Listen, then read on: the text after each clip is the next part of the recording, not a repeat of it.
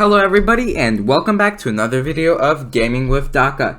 3.3 leaks have been released, and I guess you could say that the leaks are wet once again.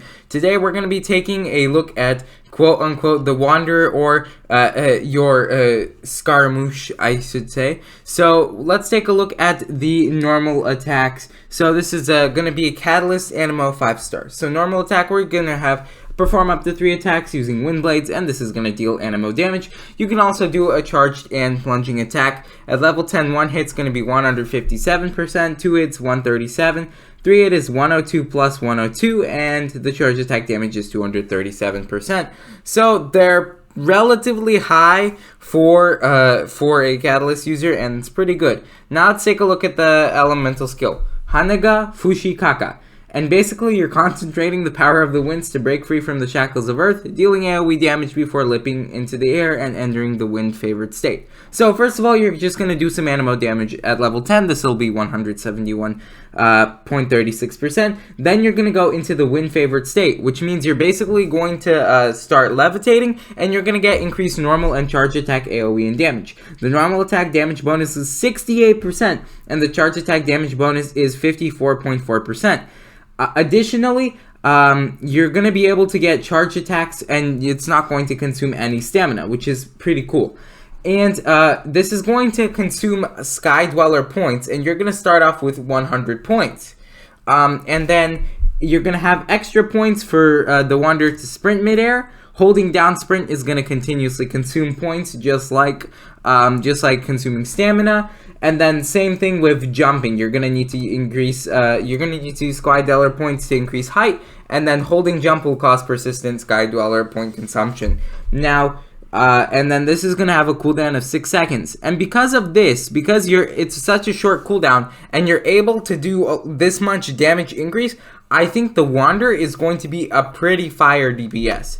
Let's take a look at the burst. Kyogen Shikiraku Gobandate. I have no clue how to pronounce that. Basically, we're just making an Anemo vacuum that's going to deal multiple instances of AoE Anemo damage.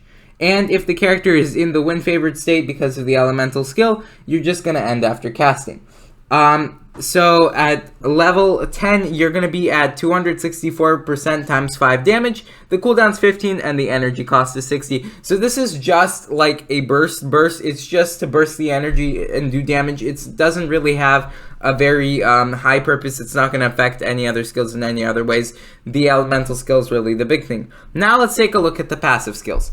First of all, Strum the Swirling Winds. More expended when ascending bows and catalysts is decreased by 50%. That's always nice. And then Jade Claim Flower. If while you're doing the elemental skill and you come into contact with Hydro, Pyro, Cryo, or Electro, you're going to get a specific buff due to the element when you're in the wind-favored state. And you can have up to 2 buffs. So with Hydro, you can get an extra 20 points of the Sky Dweller point cap, so it goes from 100 initial points to 120. With Pyro, you get a 30% attack increase. With Cryo, you get a crit rate increases by 20. And Electro, when normal and charge attack hit opponents, 0.6 energy will be restored. Energy can be restored in this manner every 0.2 seconds. So I don't think the Electro is going to be as good, just because the burst isn't actually very necessary or useful. And it's not going to change much. It's just there for damage. Definitely try to get for the Hydro, because you're getting 20 extra points for the Sky Dweller, and then, go Pyro Cryo if you want to get 2 buffs simultaneously.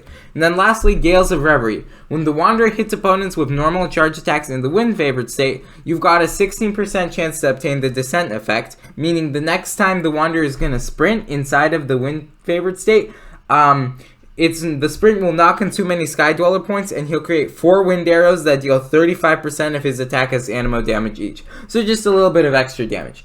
And for each normal and charge attack that doesn't produce this effect, the next attack of those kinds is going to have a 12% chance increase of producing it, and this calculation is done every 0.1 second. So even if you're not getting this effect from a normal and charged attack, every next one that you do is going to have a 12% higher chance of getting that effect, and it's just for some extra damage.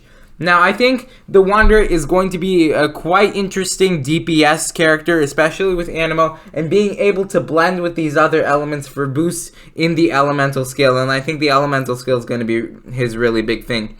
So what do you guys think about the Wanderer? Tell me in the comments below. But for now, thank you for watching, have a nice day, and Gaming with Daka out.